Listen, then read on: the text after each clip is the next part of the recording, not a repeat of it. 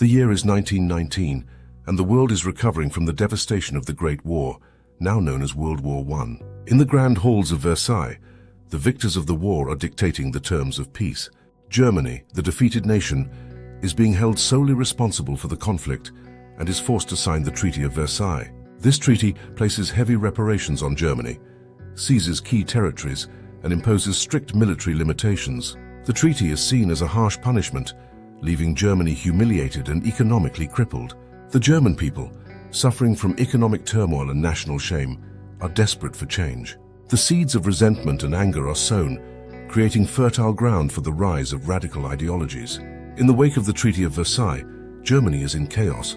The Weimar Republic, a fledgling democracy, struggles to stabilize the nation as hyperinflation, unemployment, and social unrest grip the country. Amidst this turmoil, a new voice emerges: Adolf Hitler, a charismatic and vehemently nationalistic leader who promises to restore Germany's former glory. He capitalizes on the widespread discontent, blaming the Jews, the Treaty of Versailles, and the Weimar Republic for Germany's woes. Hitler's message resonates with many Germans who feel betrayed by their government and the Allied powers. The Nazi Party begins to gain traction, and by 1933, Hitler is appointed Chancellor of Germany.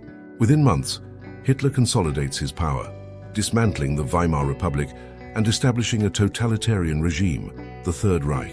While Germany grapples with its troubles, Italy too is swept by the tide of fascism. In 1922, Benito Mussolini, leading his black shirts, marches on Rome demanding power. The King of Italy, fearing civil war, appoints Mussolini as Prime Minister. Fascism is now on the rise in Europe, and Mussolini's Italy becomes the first fascist state. Mussolini's success inspires Hitler, who sees in fascism the means to rebuild Germany. In 1936, Hitler makes his first bold move. Defying the Treaty of Versailles, German troops march into the Rhineland, a demilitarized zone established by the treaty. The world watches, but no action is taken. The lack of response from Britain and France emboldens Hitler, who now sees the Allied powers as weak and unwilling to enforce the treaty's terms. In 1938, Hitler's ambitions grow. He sets his sights on Austria, pushing for the unification of all German-speaking peoples under the Third Reich. In March, German forces march into Austria in what becomes known as the Anschluss, annexing the country without a shot being fired. With Austria under his control, Hitler turns to Czechoslovakia's Sudetenland, home to a large ethnic German population. He demands its annexation, claiming to protect these Germans from alleged persecution. At the Munich conference, British Prime Minister Neville Chamberlain and French Premier Édouard Daladier, desperate to avoid war, agree to Hitler's demands. The Sudetenland is handed over to Germany in a bid to secure peace in Europe. Chamberlain returns to Britain, famously declaring he has secured peace for our time. But this act of appeasement only fuels Hitler's aggression. He now believes he can achieve his goals without significant opposition. On September 1st, 1939, the storm finally breaks. Hitler, no longer content with diplomatic gains, launches an all-out invasion of Poland using blitzkrieg, or lightning war, a strategy of rapid, overwhelming force designed to incapacitate the enemy. The attack is swift and brutal. German forces smash through Polish defenses, bombing cities, and causing mass panic as civilians flee in terror. 2 days later, on September 3rd, 1939, Britain and France declare war on Germany, marking the official start of World War II. But for Poland, the declaration comes too late. Within weeks, the country is overrun and divided between Germany and the Soviet Union under the terms of the secret Molotov-Ribbentrop Pact.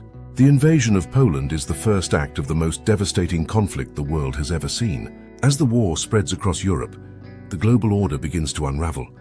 By June 1940, France, thought to be a formidable military power, is brought to its knees. The speed and ferocity of the German advance leave the Allies reeling. The fall of Paris is swift, and soon after, France signs an armistice, leaving Britain to stand alone against Nazi Germany. The evacuation of Dunkirk, a desperate and heroic operation, saves over 300,000 Allied troops, but it is a retreat, not a victory. Now all eyes turn to Britain. Hitler's next target is Britain. In the summer of 1940, the Luftwaffe begins bombing British airfields, ports and cities in preparation for an invasion. The Battle of Britain begins, an air war that will decide the fate of the nation, but Britain is prepared. Thanks to radar technology and the indomitable spirit of the Royal Air Force, RAF, the British are able to anticipate and counter German attacks. The skies over Britain become a fierce battleground, with the fate of the nation hanging in the balance. The Luftwaffe bombs London and other major cities in a relentless campaign known as the Blitz, aiming to break British morale. But the resolve of the British people, led by Prime Minister Winston Churchill, remains unbroken. By October 1940, after months of intense fighting, the RAF has successfully repelled the Luftwaffe. The Battle of Britain is over. Hitler is forced to postpone his invasion plans indefinitely, marking the first major defeat of his military campaign. The Battle of Britain is not just a military victory, it is a symbol of resistance and hope for the Allies. The war is far from over, but for the first time there is a glimmer of hope that the tide might turn. On June 22, 1941, Hitler launches Operation Barbarossa, the largest military invasion in history, betraying his non-aggression pact with Stalin. Over 3 million German soldiers pour across the Soviet border, with the goal of conquering the vast territories of the Soviet Union and crushing communism. The Germans advance rapidly, encircling entire Soviet armies and capturing millions of soldiers. But the Soviet Union, under the leadership of Joseph Stalin, refuses to capitulate. Soviet soldiers and civilians alike resist fiercely, even as their cities are bombed and their homes are destroyed. As winter approaches, the German advance stalls. The Soviet Union, vast and resilient, begins to turn the tide. The war on the Eastern Front becomes a brutal, grinding conflict that will consume millions of lives and shape the outcome of the war. Meanwhile, across the world, another front is about to explode. On December 7, 1941, Japan launches a surprise attack on the US naval base at Pearl Harbor, Hawaii. The attack is devastating, sinking battleships, destroying aircraft, and killing thousands of American servicemen. The attack on Pearl Harbor shocks the United States and galvanizes the nation into action. The very next day, President Franklin D. Roosevelt addresses Congress, declaring war on Japan, calling it a date which will live in infamy. Shortly after, Germany and Italy declare war on the United States, making the conflict truly global. The entry of the United States into the war marks a turning point. The industrial might of America, combined with the resolve of the Allies, will begin to turn the tide against the Axis powers. By 1942, the tide of war begins to turn. In the Pacific, the United States achieves a decisive victory at the Battle of Midway, sinking 4 Japanese aircraft carriers and halting Japan's expansion. This victory shifts the balance of power in the Pacific, setting the stage for a long and grueling island-hopping campaign. In North Africa, British forces under General Bernard Montgomery clash with the Afrika Korps, led by the famed German General Erwin Rommel. At the Battle of El Alamein, the British achieve a crucial victory, driving the Axis forces back and securing the Suez Canal. These victories, though hard-fought, begin to shift the momentum in favor of the Allies. The Axis powers, once seemingly unstoppable, are now on the defensive.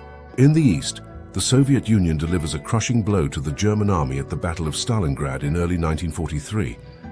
After months of intense fighting, the encircled German Sixth Army is forced to surrender. This defeat marks the beginning of a relentless Soviet advance westward, pushing the Germans out of Soviet territory and back towards Berlin. The Eastern Front becomes a war of attrition, with both sides suffering immense casualties. But the Soviet Union's resolve is unbreakable.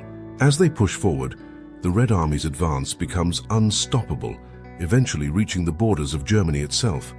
In the West, the Allies prepare for the liberation of Europe. On June 6, 1944, D-Day, Allied forces launch Operation Overlord, the largest amphibious invasion in history, landing on the beaches of Normandy, France. The invasion marks the beginning of the end for Nazi Germany. The success of D-Day opens the way for the Allies to advance through France, liberating Paris in August 1944, and eventually pushing towards the German border. The noose around the Third Reich is tightening. In the east, Soviet forces push relentlessly towards Berlin. By April 1945, they encircle the German capital. Hitler, now a broken man, hides in his bunker as the Soviets close in. On April 30, 1945, Hitler commits suicide, unable to face the impending defeat. Shortly after, Berlin falls to the Soviets, and the war in Europe is effectively over. With Hitler dead and Berlin in ruins, Germany surrenders unconditionally on May 8, 1945. But while the war in Europe is over, the conflict in the Pacific rages on. In August 1945, The United States drops atomic bombs on the Japanese cities of Hiroshima and Nagasaki. The devastation is unprecedented, with entire cities obliterated and countless lives lost. Faced with the overwhelming destruction and the Soviet Union's declaration of war against Japan, the Japanese government decides to surrender. On September 2, 1945, Japan formally surrenders aboard the USS Missouri, bringing World War II to an end.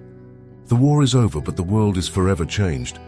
Tens of millions are dead, and cities across Europe and Asia lie in ruins. The United Nations is formed in the hope of preventing such a catastrophe from ever happening again, but the seeds of the Cold War are already being sown. World War II has ended, but its legacy will shape the course of the 20th century and beyond. The lessons learned and the sacrifices made during this global conflict will continue to resonate for generations to come.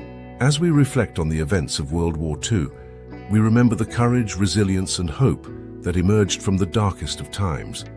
The war changed the world, but it also paved the way for a new era of international cooperation and understanding. This is the story of World War II, a testament to the enduring human spirit and the quest for a more just and peaceful world. Subscribe for more in-depth history videos and let us know which topics you'd like to see explored.